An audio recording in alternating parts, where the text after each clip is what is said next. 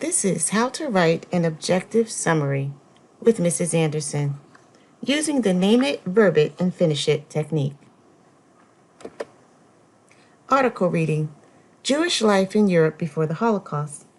When the Nazis came to power in Germany in 1933, Jews were living in every country of Europe.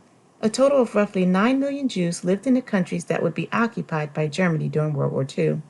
By the end of the war, 2 out of every 3 of these Jews would be dead, and European Jewish life would be changed forever.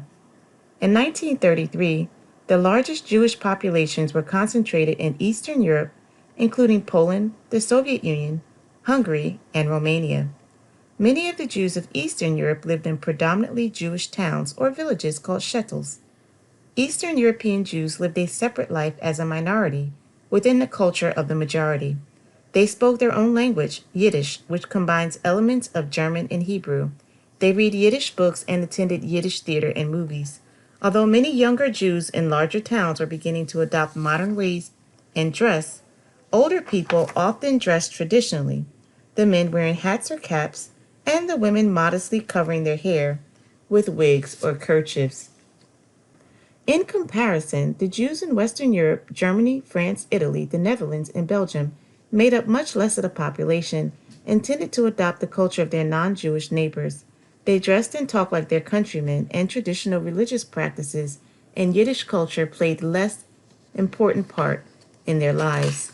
They tended to have more formal education than Eastern European Jews and to live in towns or cities. Jews could be found in all walks of life, as farmers, tailors, seamstresses, factory hands, accountants, doctors, teachers, and small business owners. Some families were wealthy, many were poor. Many children ended their schooling early to work in a craft or trade. Others looked forward to continuing their education at the university level. Still, whatever their differences, they were the same in one respect. By the 1930s, with the rise of the Nazis to power in Germany, they all became potential victims, and their lives were forever changed. An objective summary is a summary that identifies the central idea of a text. Objective summaries do not include personal opinions or judgments. They should never include I statements. Steps to take: focus on the central ideas from the text. Omit minor details and personal opinions. Write only enough to convey the central idea, 5 to 6 sentences maximum. Be clear and concise, and summarize the information in your own words. Steps toward writing an objective summary. Name it. Here is where you name or identify the article and the author. Verb it. Select a verb to describe what the author is doing in the article. For example, describes, tells, explains, declares, informs, illustrates, or identifies. Finish it. Finish this topic sentence by identifying the main idea of the article. Highlight 3 facts. Identify 3 facts from the article and restate them here. Finally, write the summary. This is where you write your entire objective summary. For this article, name it.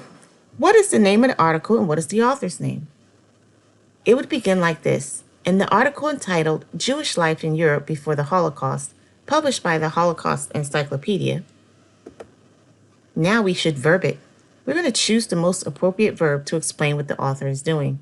In this article, we saw a comparison and a contrast.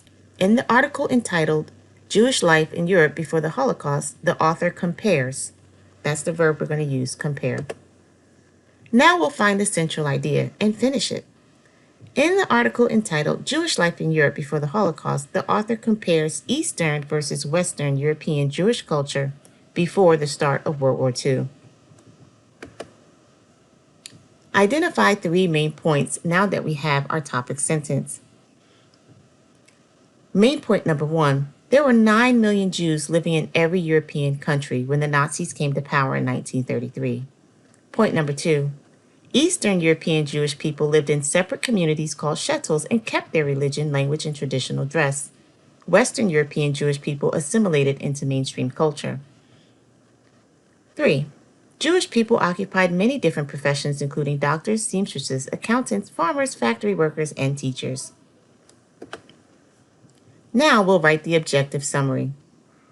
In the article entitled Jewish Life in Europe Before the Holocaust, the author compares Eastern versus Western European Jewish culture before the start of World War II.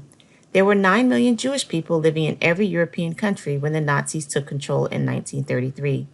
Eastern European Jewish people lived in separate communities called shtetls and kept their religion, language, and traditional dress. Western European Jewish people assimilated into mainstream culture. Jewish people occupied many different professions, including teaching, farming, business ownership, factory workers, and doctors. According to the article, their lives and culture were drastically altered once the Nazis came to power.